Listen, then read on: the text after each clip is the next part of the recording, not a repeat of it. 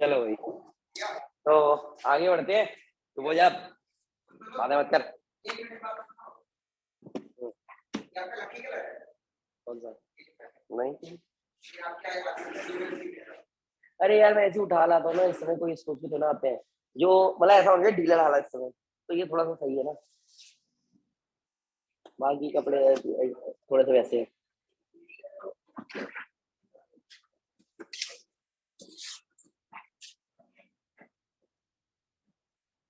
आज क्वेश्चन देखो क्या, क्वेश्चन आंसर पढ़ाएंगे ना आज। क्वेश्चन आंसर कराने यार, डी ब्लॉक एलिमेंट्स आज खत्म कराते हैं। डी ब्लॉक आज खत्म हो जाएगा पूरा।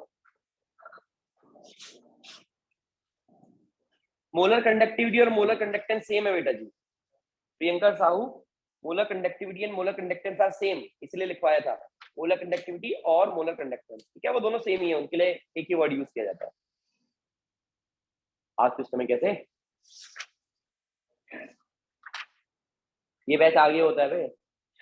हाँ, तुम्हारा वाला बैच पीछे होता है, कोई बात नहीं, कल वाला पढ़ ले।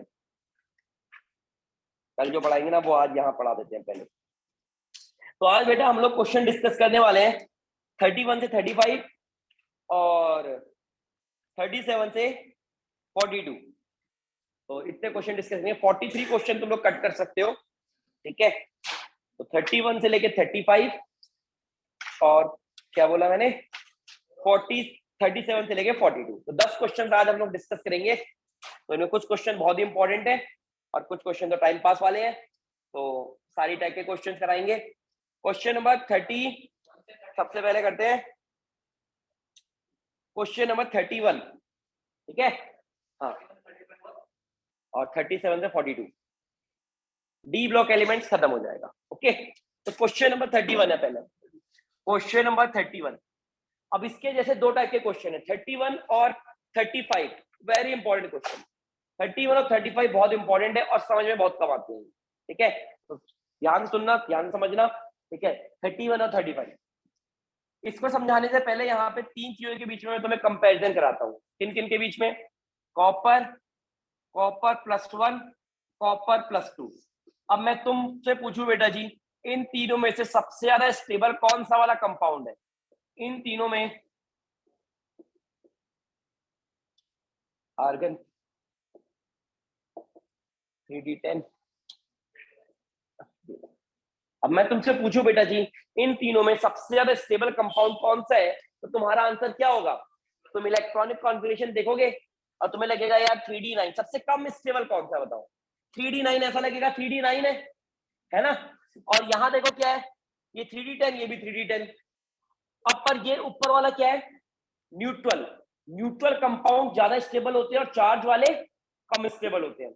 इसीलिए अगर मैं तुमसे पूछता हूँ, देखो वैसे तो तीनों के ये 3d10 3d10 3d9, तो 3d10 वाले ज्यादा स्टेबल होते हैं, ऐसे देख सकते हो। और फिर हम क्या बोले, कॉपर और कॉपर +1 में कॉपर +1 कैसा कंपाउंड है? चार्ज, इसके ऊपर चार्ज है, और कॉपर के ऊपर क्या है? कोई चार्ज नहीं है। तो न्यूट्रल कंपाउंड्स हमेशा स्टेबल होते हैं और चार्ज वाले हमेशा अनस्टेबल होते हैं, क्योंकि जो चीज चार्ज हो जाएगी, ये चार्ज हो गई, ठीक है, और चार्ज हद से ज्यादा हो गई है ना। जैसे मान लो मोबाइल भी चार्ज हद से ज्यादा हो जाता है, फट जाता है। जैसे मान लो हम लोग चार्ज हो गए, चार्ज मैंने बोला जैसे किसी को गुस्सा आया था, मतलब चार्ज हो गया, तो हम लोग क्या है, खतरनाक एनर्जी ज्यादा हो जाती है। अगर कोई चीज चार्ज हो जाती है तो उसकी एनर्जी क्या होती है? ज्यादा। और एनर्जी ज्यादा तो तुम्हें पता ही है उसकी स्टेबिलिटी क्या रहती है? कम हो जाती है। तो चार्ज चीजें ज्यादा, चार्ज चीजें अनस्टेबल होती हैं और न्यूट्रल चीज स्टेबल होती है। तो हर एक चीज दुनिया में कैसा बनना चाहती है? न्यूट्रल चाहती, न्यूट्रल रहूं। लड़ाई झगड़ा किसी के साथ नहीं होता न्यूट्रल लोगों का, है ना। तो जो पॉलिसी होनी चाहिए वो कैसे? न्यूट्रल। न्यूट्रल वाले लोग किससे लड़ाई, तो वो सबसे ज्यादा स्टेबल होंगे, लड़ाई झगड़ा ही नहीं है। तो अगर इन तीनों में पूछा जाए सबसे ज्यादा स्टेबल कौन सा वाला कंपाउंड है, अगर पूछा जाए सबसे ज्यादा स्टेबल कौन सा कंपाउंड है, सबसे ज्यादा स्टेबल कौन सा है? Cu। अब क्वेश्चन आता है इन दोनों में से कौन सा है। अब देखो ये दोनों के दोनों कंपाउंड्स कैसे हैं? +1 और +2। अब अगर मैं तुमसे पूछता गैस स्टेट में कौन ज्यादा स्टेबल है, गैस स्टेट में तो कौन सा ज्यादा स्टेबल होता? देखो +1, क्योंकि 3d10 है, फुलफिल्ड इलेक्ट्रॉनिक कॉन्फ़िगरेशन है। बट अगर इन दोनों कंपाउंड को मैं तुमसे पूछूं एक्वस सॉल्यूशन, पानी के अंदर कौन ज्यादा स्टेबल है? अब भाई देखो पानी के अंदर स्टेबिलिटी थोड़ी दिक्कत हो जाती है। जैसे मान लो फॉर एग्जांपल कि यार हम लोग बात करते हैं किसे आर्यन का कहते हैं, आर्यन तेरा एग्जांपल ले ले, है जैसे आर्यन है। अब आर्यन मान लो क्या हुआ, संत नगर की गलियों में घूम रहा है, चौड़ में अकेले, इसको दो चार इसके दुश्मन है जो सोच के बैठे हुए आर्यन जैसे दिखेगा पीटेंगे पकड़ के। तो क्या हुआ, आर्यन अकेला था, कमजोर था, ठीक है, और चार पांच लोग आए, पीट पाट के चल दिए इसको। अकेले में अनस्टेबल था, पर अब क्या हुआ, अपनी गली में घूम रहे हैं, और अपनी गली में सभी शेर होते हैं, अपनी गली में घूम रहा है। फिर चार लड़के आए इसको पीटने के लिए, इसने बुला लिया अपने दोस्त, दीपांशु आ जाओ बचा लो, ठीक है, तो अपने दोस्तों को बुला रहे हैं, ठीक है, अपने मम्मी पापा को बुला रहे हैं, मम्मी पापा को पीटने आए बचा लो। तो क्या होगा, अपनी गली में इसको मारना मुश्किल है क्योंकि इसके दोस्त बहुत ज्यादा है। तो क्या हुआ, जब ये अपनी गली में, वैसे आर्यन के ऊपर खतरा हर वक्त है क्योंकि ये हर किसी साथ पंगा लेता रहता है, पंगेबाज है ये, तो इसके दुश्मन तो हर गली गली में है, पर ये क्या होगा, बचेगा किस गली में, अपनी गली में, और बाकी सब गली में जाके पिटेगा। तो क्या है बेटा, स्टेबिलिटी इसके अंदर कब आ रही है, जब इसके दोस्त उसके साथ है। तो अगर कोई कमजोर इंसान भी हो, अगर दोस्त उसके साथ आ जाए तो वो भी क्या बन जाता है, पावरफुल बन जाता है कि नहीं है। ये यूक्रेन रशिया की लड़ाई हो रही है, यूक्रेन कमजोर है, उसके साथ ही इतने सारे आ गए, दोस्त आए बहुत सारे, रशिया की भी बैट बजा दी उसने।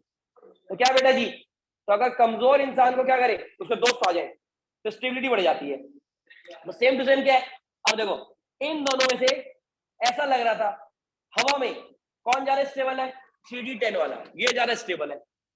अब हुआ क्या, जब पानी की बात आई, पानी, अब पानी किसका अच्छा दोस्त होता है, पानी, पानी बड़ा दयालु है, पानी कैसा दयालु इंसान है, क्यों, देखो जरा, पानी के पास लोन पेयर है, वो भी एक नहीं दो दो, पानी के पास लोन पेयर होते हैं, ठीक है, यानी कोई से इलेक्ट्रॉन मांगेगा तो दे देगा उसको, है ना।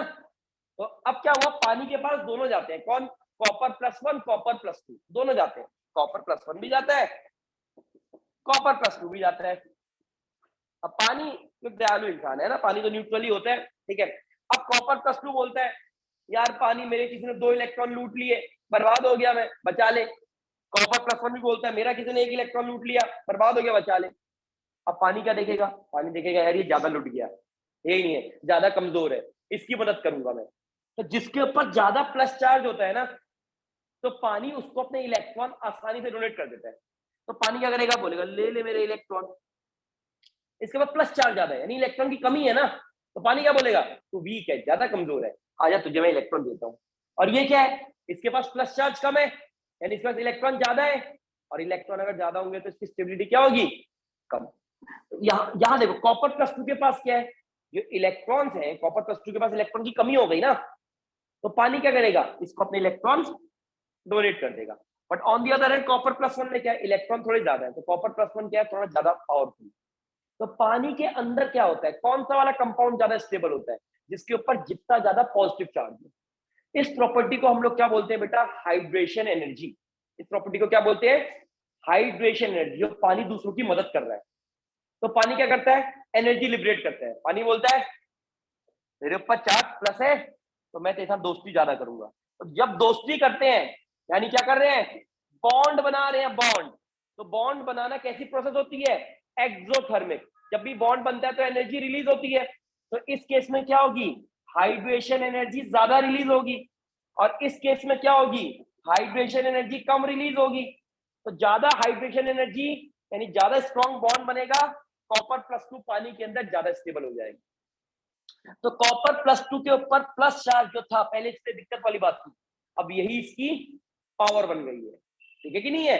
तो यही अब इसकी क्या बन गई, पावर बन गई। तो कॉपर +2 और कॉपर +1 में अगर हम पानी के अंदर बात करें, एक्वस सॉल्यूशन में, पानी के अंदर, तो पानी के अंदर कॉपर +2 ज्यादा स्टेबल हो जाता है एज कंपेयर टू कॉपर +2। बाकी कॉपर जो है वो क्या है, वो तो हर जगह स्टेबल है, न्यूट्रल है ना, वो तो है ना। जैसे दीपांशु चला गया, उसके तो सारे ही दोस्त है, ना कोई दुश्मन ना कोई दोस्त, हर गली में जा रहा है, कोई पीट ही नहीं रहा उसको, न्यूट्रल इंसान है, ठीक है कि नहीं है। और आर्यन कहता है चार्ज है, हर जगह जाता है, उंगली करता रहता है हर किसी को। तो क्या बेटा जी, इसके दुश्मन हर जगह गली में है, तो क्या है, ये अपनी गली में बचा रहेगा। और दीपांशु न्यूट्रल है, किसी से पंगे नहीं ले रहा। तो क्या है, न्यूट्रल कंपाउंड सबसे ज्यादा स्टेबल होते हैं। चार्ज में कौन ज्यादा स्टेबल है, ये कैसे देखते हैं, पानी किसकी मदद कर रहा है। तो पानी किसकी मदद करता है, हमेशा याद रखना, जिसके ऊपर ज्यादा प्लस चार्ज होता है। और इसी पदार्थ को दुनिया क्या कहलाती है, क्या कहती है, हाइड्रेशन एनर्जी। तो कॉपर +2 के अंदर हाइड्रेशन एनर्जी ज्यादा होती है, कॉपर +1 के अंदर हाइड्रेशन एनर्जी कम होती है। इसीलिए कॉपर +2 ज्यादा स्टेबल है इन एक्वस सॉल्यूशन और कॉपर +1 कम स्टेबल है इन एक्वस सॉल्यूशन। ठीक है, तो जो तुमसे क्वेश्चन नंबर 31 पूछा गया है, क्या पूछा गया कि copper +1 ion is not stable in aqueous solution. तो कॉपर +1 अनस्टेबल क्यों होता है, क्योंकि कॉपर +1 की हाइड्रेशन एनर्जी कम है। तो कॉपर +1 की हाइड्रेशन एनर्जी कम, तो कॉपर +1 लेस स्टेबल, और कॉपर +2 की हाइड्रेशन एनर्जी ज्यादा, इसलिए कॉपर +2 मोर स्टेबल। क्या बात समझ में आती है, बोलो भाई। सेम टू सेम क्वेश्चन है क्वेश्चन नंबर 35 को भी यहीं पे साथ में खत्म करेंगे। क्वेश्चन नंबर 35,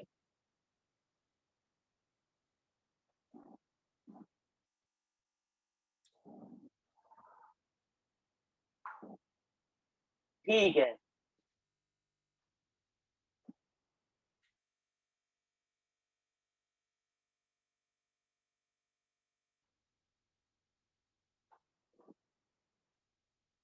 अरे सारा, तेरे को सारे के सारे बच्चे बोल रहे थे बहुत अच्छा पढ़ाया, तो तूने ये बोलना था ना बेटा, और अच्छा पढ़ना है तो अंकित सर के पास आओ। ठीक है कि नहीं है, तू क्यों पढ़ा रही है, पढ़ाना सही चीज नहीं है। ठीक है,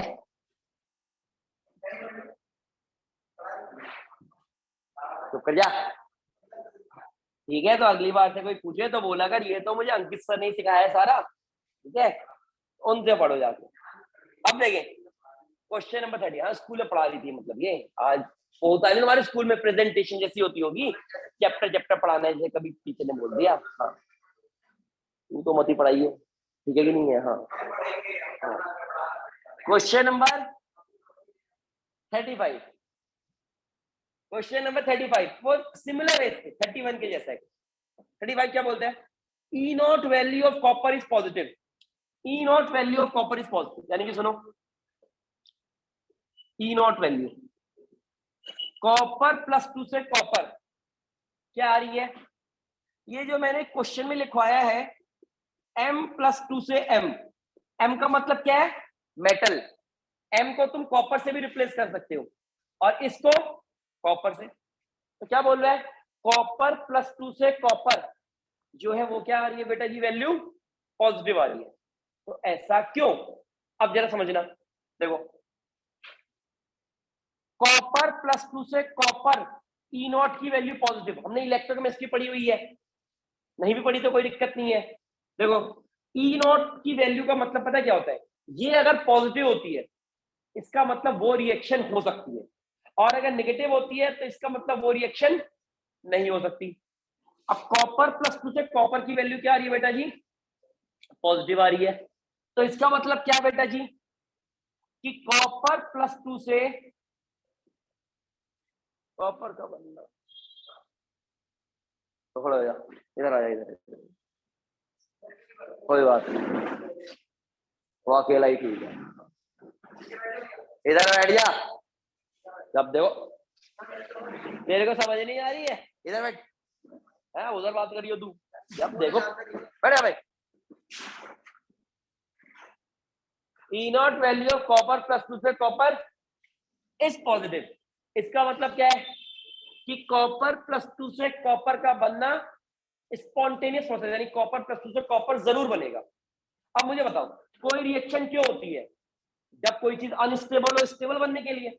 तो बताओ कॉपर +2 और कॉपर में कौन ज्यादा स्टेबल है, कॉपर, अभी बताया था। तो इसीलिए कॉपर +2 क्या होता है, कॉपर में चेंज हो जाता है।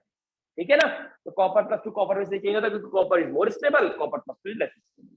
ठीक है, बाकी इसको किस तरीके से लिखना है, इसके अंदर ये वाली लाइन जो रीजन नंबर 2 है काट देना, इसका आंसर तुम्हें खाली ये लिखना है, लास्ट की जो लाइन है काट सकते हो, नोट में लिखी हुई है, hydration enthalpy involved by copper +2 ion is quite less as compare to ionization enthalpy.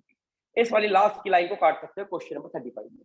ठीक है, डायरेक्ट अपने समझ में लिख सकते हो। तो 30 और 35 बड़े इंपॉर्टेंट क्वेश्चन थे, पेपर में पूछ ले जाते हैं ये, मतलब अगर इनमें से पूछे जाए तो थोड़े पूछ ले जाते हैं।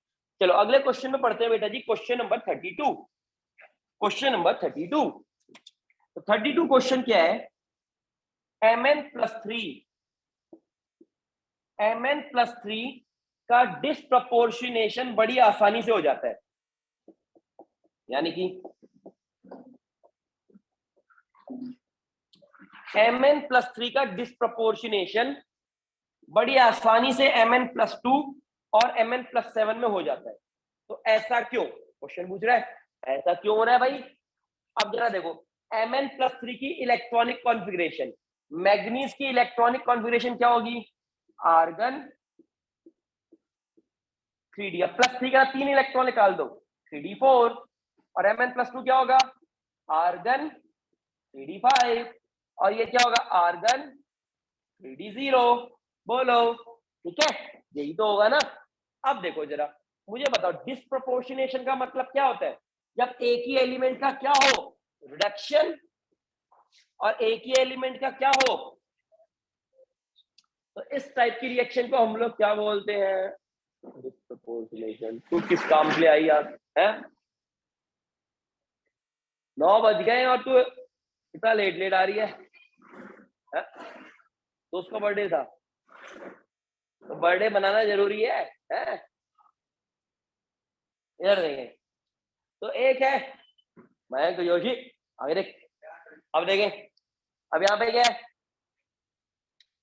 तो mn+3 से mn+2 बनेगा, इसको क्या बोलेंगे, रिडक्शन। mn+3 से mn+7 बनेगा, इसको क्या बोलेंगे, ऑक्सीडेशन। तो अगर एक ही एलिमेंट का रिडक्शन हो रहा हो और एक ही एलिमेंट का ऑक्सीडेशन हो रहा हो, तो इसको क्या बोलते हैं, डिस्प्रपोर्शनेशन रिएक्शन। लिखा हुआ है क्वेश्चन में, स्पेलिंग की जरूरत नहीं है, डिस्प्रपोर्शनेशन होता है। तो तुमसे क्या पूछ रहे हैं, तुमसे ये पूछ रहे हैं कि बताओ इसका डिस्प्रपोर्शनेशन हो क्यों रहा है, तो तुम्हें खुद बता दो। ये 3d4 है, 3d4 क्या बनना चाहेगा, ज्यादा स्टेबल, यानी क्या बनना चाहेगा 3d5, एक एक इलेक्ट्रॉन मिल गया। और कल ही बताया था 3d0 ये भी स्टेबल होता है, तो इसीलिए mn+3 क्या करता है, ज्यादा स्टेबल बनना चाहता है, यानी कि या तो 3d5 बन जाएगा या 3d0 बन जाएगा। ठीक है कि नहीं है? तो बेटा ये है इसका रीजन, बहुत सिंपल सा क्वेश्चन था ये तो। क्वेश्चन नंबर 32 तुम कर लोगे। क्वेश्चन नंबर 33 को काट देना, फालतू का क्वेश्चन है, काट देना, वरना पढ़ना चाहो ऐसे पढ़ लेना। ठीक है, मतलब कोई रीजनिंग वीजनिंग नहीं है, बढ़िया 33 ऐसी नॉलेज के लिए दे दिया, समझाने वाला उसमें कुछ नहीं है, तुम खुद पढ़ोगे हो जाए। 34 क्वेश्चन को देखिएगा, ठीक है नहीं है, 34 क्वेश्चन को देखें। 34 जो क्वेश्चन है बेटा, वो तुम्हें जब हम अभी कोऑर्डिनेशन कंपाउंड पढ़ाएंगे, अगेन ये क्वेश्चन थोड़ा कोऑर्डिनेशन कंपाउंड रिलेटेड है, दो क्वेश्चन कोऑर्डिनेशन कंपाउंड के मैंने बोला, जब वो पढ़ाएंगे तब इनको समझा देंगे उसी टाइम पे। ये क्वेश्चन कोऑर्डिनेशन कंपाउंड में भी आएगा, क्वेश्चन नंबर 34 वहां पर समझाएंगे, क्योंकि 34 रिलेटेड है किससे, कोऑर्डिनेशन कंपाउंड से। कोऑर्डिनेशन कंपाउंड्स में जब आएगा ना, तो इसमें तब पढ़ा देंगे इसको। 35 तुम्हें करा दिया, तो 31 से लेके 35 क्वेश्चन ये थे, ये तुम्हें हमने बताया। अगले आ जाते हैं क्वेश्चन नंबर 37 पे, ठीक है। 36 क्वेश्चन क्या है, 36 प्रिपरेशन है, 30 प्रिपरेशन KMnO4 K2Cr2O7 जो कि कल की क्लास में पढ़ा। क्वेश्चन नंबर 37 क्या है, अब 37 से लेके 42 तक करने हैं, 43 नहीं करना, 43 नहीं करना है, 43 काट देना नोट्स में, जो 43 है नहीं करना 43। 30 से उसमें क्योंकि गलती है, बच्चे ने काफी मिस्टेक कर रखी है, तो वो नहीं करना। 37 से लेके 42 समझते हैं क्या। Question number 37, D block elements हमारा फिनिश हो जाएगा आज, और नेक्स्ट क्लास में हम एफ ब्लॉक एलिमेंट्स खत्म कर देंगे, ठीक है। एफ ब्लॉक छोटा सा ही है।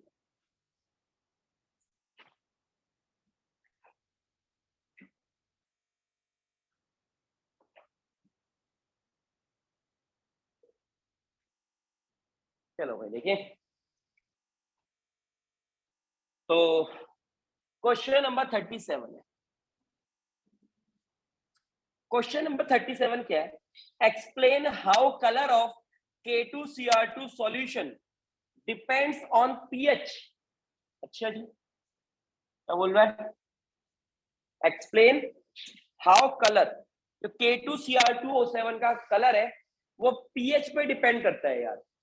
अब होता क्या है मैं तुम्हें बताता हूं, अगर तुम K2Cr2O7 को एसिडिक सॉल्यूशन में लोगे तो K2Cr2O7 ग्रीन कलर का दिखेगा, और अगर उसमें पानी डाल दिया तो वो तुम्हें येलो कलर का दिखेगा। अब ऐसा क्यों, जरा समझो, देखिए जरा, Cr2O7 2 माइनस, ये है ऑरेंज कलर का, ऑरेंज कलर का होता है सॉरी, CrO4 2 माइनस, ये येलो कलर का, ठीक है।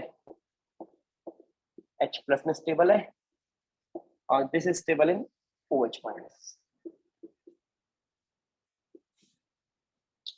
तो देख रहा है जरा, तो क्या होगा जब तुम K2Cr2O7 में क्या करोगे, जैसे ही पानी डालोगे, देखो कैसे K2Cr2O7 जो होता है ना, जैसे मान लो तुमने एक चीज नोटिस करी होगी, कभी तुमने होली में तुम कलर लेके आए है ना दूसरों को लाल करने के लिए, अब तुमने क्या किया, तुम काला कलर लेके आए, वो वाला पानी में जो कलर डालते हैं ना वो वाला कलर, ठीक है, हमने ये डाला होगा होली में, तुमने क्या किया, काला कलर लेके आए, डब्बे के अंदर काला कलर था, जैसे पानी के अंदर डालते हो पानी नीला बन जाता है, ऐसा कैसे, है ना।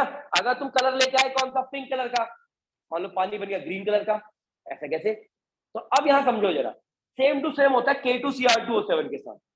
अगर तुमने K2Cr2O7 को एसिड के साथ बनाया ना, तो वो K2Cr2O7 ही रहता है, यानी ऑरेंज कलर का, पहले भी ऑरेंज कलर का था, पानी के अंदर डालते हैं, एसिड के अंदर डालते हैं, ऑरेंज कलर का रहता है, क्योंकि वो स्टेबल होता है, टूटता नहीं है। और जैसे ही तुम K2Cr2O7 को किसके अंदर डाल दोगे,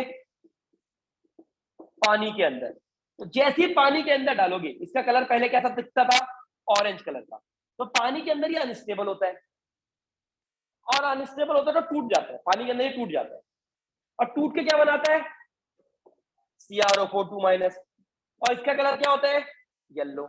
तो पानी के अंदर K2Cr2O7 येलो कलर का क्यों हो जाता है, क्योंकि जैसी पानी के अंदर डालोगे ये बन जाएगा, और ये बन जाएगा तो येलो कलर का हो जाएगा, ठीक है कि नहीं है। तो इसीलिए K2Cr2O7 का जो कलर होता है बेटा जी, वो क्या होता है, पानी के अंदर चेंज होता है। तो यहाँ लिखवा रखा है एसिडिक सॉल्यूशन के अंदर K2Cr2O7 ऑरेंज कलर का है, और जैसी पानी के अंदर डालेंगे येलो कलर का हो जाएगा, ठीक है। तो इसीलिए इसका कलर ऐसे चेंज होता है। तो बस ये एक नॉलेज वाला क्वेश्चन है, जो क्वेश्चन नंबर 37 से 42 लिखवा रखे हैं, ये नॉलेज वाले क्वेश्चन है, मतलब खाली एक बार रीड करना है, इनके चांसेस बड़े कम है पेपर में आने के, बोर्ड्स में बहुत कम है, तुम्हारे स्कूल के एग्जाम में आ सकते हैं, क्योंकि स्कूल वाले टीचर कुछ भी डाल देते हैं, ठीक है। तो बोर्ड के एग्जाम में 37 से 42 बहुत कम है। ये एडिशनल क्वेश्चन है जो मैंने करा दिए, कि भाई किसी बच्चे को ऐसा ना लगे यार ये तो क्वेश्चन रह गया हमारा, ठीक है। तो 37 से 42 उस वाली रेंज के, ठीक है, कि एक्सट्रीम जैसे मान लो किसी भी टीचर ने कुछ भी डाल दिया क्वेश्चन, तो उसके लिए ही, ठीक है। बाकी बोर्ड्स में यहाँ से नहीं आता, बोर्ड्स में तो पहले के जो 24 क्वेश्चन है उन्हीं में से आएगा। चलिए तो देखें, अब यहाँ पे बात करते हैं अगले क्वेश्चन की। अगला क्वेश्चन है क्वेश्चन नंबर 38, ठीक है। In the titration of Fe+2 ion with KMnO4 in acidic solution, अच्छा ये तुमने करा हुआ है, Fe+2 की टाइट्रेशन करेंगे KMnO4 के साथ, तो बताओ क्या बनेगा, KMnO4 से क्या बनाएंगे, MnO4 माइनस, ठीक है, किसके साथ, एसिडिक मीडियम में, एसिडिक मीडियम में बना रहे हैं, ठीक है। तो बोलो ये कौन सी वाली टाइट्रेशन है, मोहर सॉल्ट KMnO4, ठीक है। प्रोडक्ट क्या बनेगा, हाँ भाई आर्यन, प्रोडक्ट क्या बनेगा इसका,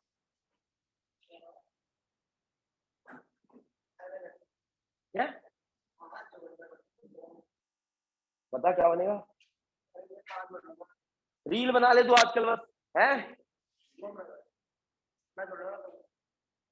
ये तो कर रहा है व्हाट्सएप पे, बस तेरी स्ट्रेटेजी देखते रहते हैं हम, हैं। अच्छा फोटो बढ़िया, इतना मस्त मौसम बन रहा है 15 अगस्त का, तो ये भी तो बता, बता चैप्टर खत्म होने वाला है, इतनी सारी रिएक्शन कराई, अरे भैया आया कहां था, बोलने तब क्यों नहीं आया तू, तब करा दियो भाई क्लास की ना, मार्क्स भी बोला हो रही है ऐसे, अरे भैया ऐसे हो रही है, मत बोल तू अब, नालायक कहीं का, नाम ही खराब करेगा तू बस। अब देखें यहाँ पे, तो इससे ये बनता है, ठीक है। तो क्वेश्चन ये है, जो क्वेश्चन है क्वेश्चन नंबर 38 है, वो क्या है, वो ये बोल रहा है जो हम ये एसिडिक सॉल्यूशन बना रहे हैं, H+ आयन इसके अंदर डाल रहे हैं, तो ये एसिड हम लोग HCl क्यों नहीं लेते, H2SO4 क्यों लेते हैं, भाई देखो एसिड किससे किससे बन सकता है, H+ आयन तो HCl भी दे सकता है, और H+ आयन तो H2SO4 भी ले सकता है। तो क्वेश्चन ये है हम HCl को नहीं लेते, सिर्फ H2SO4 को लेते हैं। जब भी टीचर भी बोलता होगा ना एसिड डालो मोहर सॉल्ट वाली टाइट्रेशन में, बोलेगा H2SO4 डालना। तुम पूछ लेना सर HCl डाल देगा, मारेगा घंटा, ठीक है कि नहीं? बोलेगा अच्छा ऐसे कैसे? तो यहाँ पे HCl नहीं लेते, H2SO4 लेते। रीजन क्या है जरा समझो। KMnO4 बताओ कैसा एजेंट है? ऑक्सीडाइजिंग की रिड्यूसिंग? ऑक्सीडाइजिंग एजेंट है, रिएक्शन में लिखवाया था। और Fe+2 कैसा एजेंट है? रिड्यूसिंग एजेंट है। अब ऑक्सीडाइजिंग एजेंट किसके साथ रिएक्शन करेगा? रिड्यूसिंग एजेंट के साथ, और रिड्यूसिंग एजेंट ऑक्सीडाइजिंग एजेंट के साथ, इन्हीं की रिएक्शन होती है। अब यहां जरा आ जाओ, H2SO4 कैसा एजेंट होता है? H2SO4 होता है एक ऑक्सीडाइजिंग एजेंट। और HCl कैसा एजेंट होता है? एक रिड्यूसिंग एजेंट बेटा। HCl एक रिड्यूसिंग एजेंट होता है। तो होता क्या है, अगर तुमने इसके अंदर HCl डाल दिया, इस रिएक्शन के अंदर HCl डाल दिया, तो तुम KMnO4 याद है कहां से डालते हो? ब्यूरेट से। ऊपर ब्यूरेट लगी होती है ना, उससे डालते हो। तो क्या होगा? ये जो MnO4 माइनस है, ये क्या करने लगेगा? ये रिएक्शन करने लगेगा किसके साथ? HCl के साथ, और इसके साथ भी। दोनों के रिएक्शन के अंदर रीडिंग में एरर आएगा। तो इसीलिए HCl एक रिड्यूसिंग एजेंट होता है। पर अगर मान लो मैंने H2SO4 डाल दिया तो क्या होगा? ये एक ऑक्सीडाइजिंग एजेंट, ये भी ऑक्सीडाइजिंग एजेंट। अब ब्यूरेट से तुम डालते रहो MnO4 माइनस को, तो ऑक्सीडाइजिंग एजेंट कभी आपस में रिएक्ट नहीं करते हैं। तो H2SO4 मीडियम को एसिडिक बनाएगा बस, और कुछ नहीं करेगा। पर HCl क्या करेगा? मीडियम को एसिडिक तो बनाएगा, अपना भी आ जाएगा रिएक्शन करने के लिए, कहेगा अरे वाह मैं भी रिएक्शन करता हूँ। तो HCl को हम नहीं डालेंगे, क्योंकि HCl एक रिड्यूसिंग एजेंट होता है, और MnO4 के साथ वो रिएक्ट कर सकता है, इसीलिए यहाँ पर हम HCl को यूज नहीं करते। ठीक है, बोलो भाई।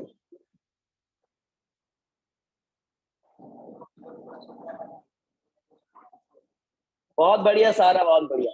साइमल्टेनियस टू गेट स्टेबिलिटी, ठीक है सर। 33 क्वेश्चन हमारी टेस्ट, हमारे सर ने टेस्ट में दिया था। अरे तेरे सर ही दे सकते हैं ऐसे क्वेश्चन, इसीलिए तो बेटा मैंने 33 क्वेश्चन बोल दिया, पढ़ लेना खुद ही। ठीक है, क्वेश्चन तुम्हें सारे मिल जाएंगे, वो खुद देख लेना। ठीक है, फालतू के क्वेश्चन डाल दिए तुम, और फिर भी इन क्वेश्चन के बाहर कोई क्वेश्चन नहीं आ सकता। ठीक है, 38 के बाद अगला देखें।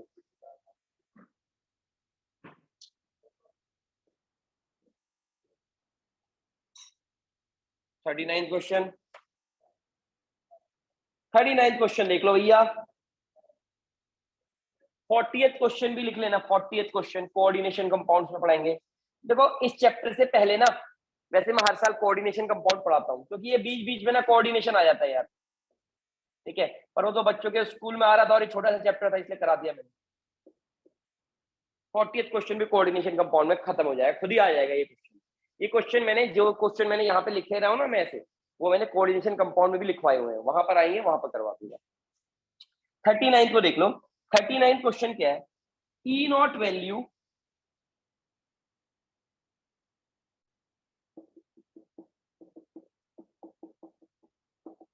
of Mn+3 से Mn+2 and E naught value of Fe+3 से Fe+2. It is more positive, it is less positive. तो ऐसा क्यों? अब जरा देखो, Mn+3 की, इसका मतलब क्या है? E naught वैल्यू अभी मैंने बताई थी। E naught वैल्यू क्या बताती है? कोई रिएक्शन होगी कि नहीं होगी। E naught वैल्यू अगर पॉजिटिव,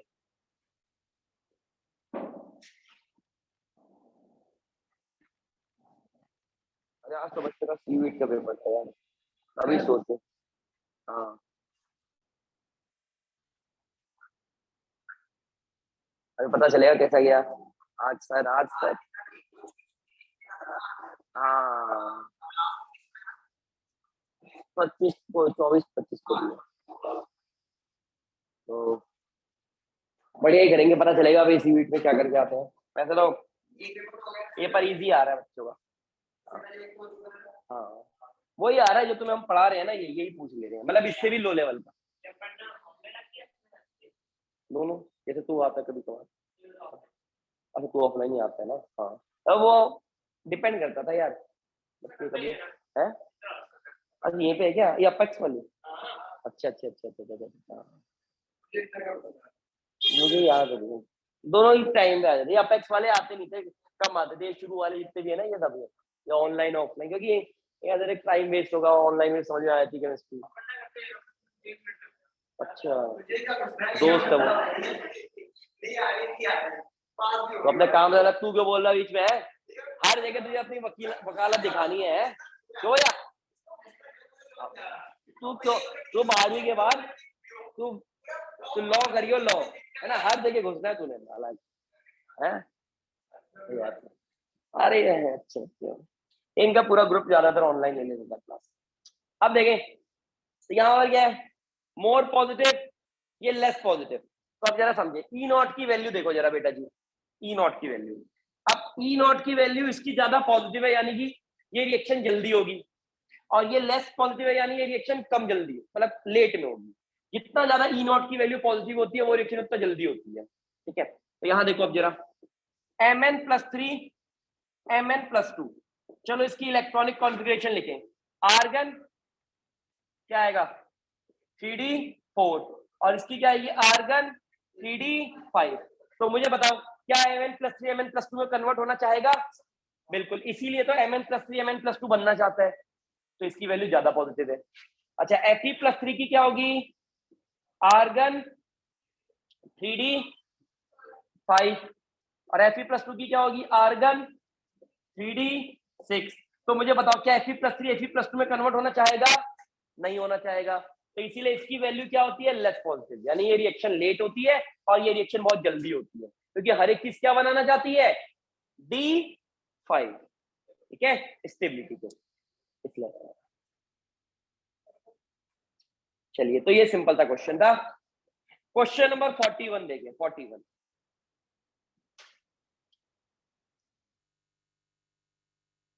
41 से देखेंगे बेटा जी। तो 41 के अंदर the lower oxide of transition metal is basic. अच्छा, ऑक्साइड्स का मतलब ऐसे कंपाउंड्स जो ऑक्सीजन के साथ बॉन्ड बनाते हैं उसको क्या बोलते हैं? ऑक्साइड। MnO ऑक्साइड है, Mn3O4 ये क्वेश्चन है, MnO2 और MnO4 माइनस। क्वेश्चन क्या है कि जो लोअर ऑक्साइड है, लोअर ऑक्साइड का मतलब जहां इसका ऑक्सीडेशन नंबर कम है, यहाँ कितना है +2, यहाँ कितना है 8/3, यहाँ कितना है +4, यहाँ कितना है +7। तो क्वेश्चन क्या है बेटा जी कि ये वाली जो ऑक्साइड है इसको पानी में डालेंगे तो सॉल्यूशन कैसा बनता है? बेसिक। और जो ये वाली ऑक्साइड है इसको पानी में डालेंगे तो सॉल्यूशन कैसा बनता है? एसिडिक। तो क्या बोल रहा है, ये वाली ऑक्साइड बेसिक है और ये वाली ऑक्साइड एसिडिक है, और इधर से इधर ये बीच वाली एम्फोटेरिक है। एम्फोटेरिक का मतलब जो दोनों नेचर दिखाती है, एसिडिक भी बेसिक भी। तो ऐसा क्यों? तो याद करो, तुम्हें 11th क्लास में पढ़ाया था हमने लिविस एसिड और लिविस बेस, और तुम्हें फिर पढ़ा देते हैं अभी हम। देखो, एक तो एसिड बेस वो होते हैं जो H+ आयन दे एसिड, OH- आयन दे बेस। एक बेटा लिविस नाम का साइंटिस्ट था, उसने भी बताया एसिड बेस कैसे पता करेंगे। उसने क्या बोला, जो इलेक्ट्रॉन डोनेट करेंगे वो होंगे एसिड, और जो इलेक्ट्रॉन एक्सेप्ट करेंगे वो होंगे बेस।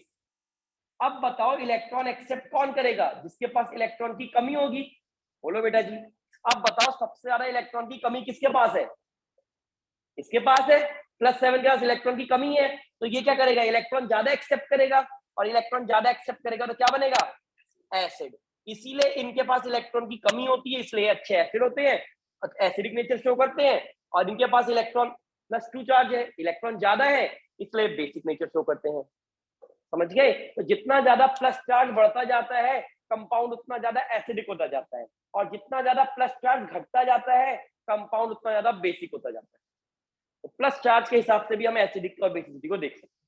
ठीक है, तो ये डी ब्लॉक एलिमेंट्स तुम्हारा खत्म हो गया। 42 क्वेश्चन अगेन लिख ले कोऑर्डिनेशन कंपाउंड का।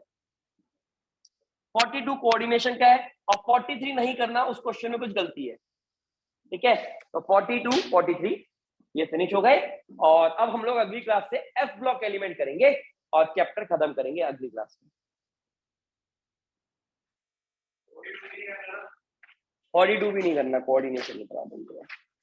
अगली क्लास में लेंथेनॉइड कॉन्ट्रैक्शन पढ़ाएंगे, बहुत इंपॉर्टेंट है अगली वाली क्लास। एफ ब्लॉक की क्लास कोई भी ले सकता है, जिसने डी ब्लॉक नहीं भी पढ़ा हो वो भी ले सकता है। ठीक है, हाँ एफ ब्लॉक में ही है लेंथेनॉइड कॉन्ट्रैक्शन। बिल्कुल बिल्कुल सही सानिया खान, तू तो बहुत पढ़ाई कर रही है, बहुत बढ़िया। ठीक है, ठीक है, प्रियंका समझ गई।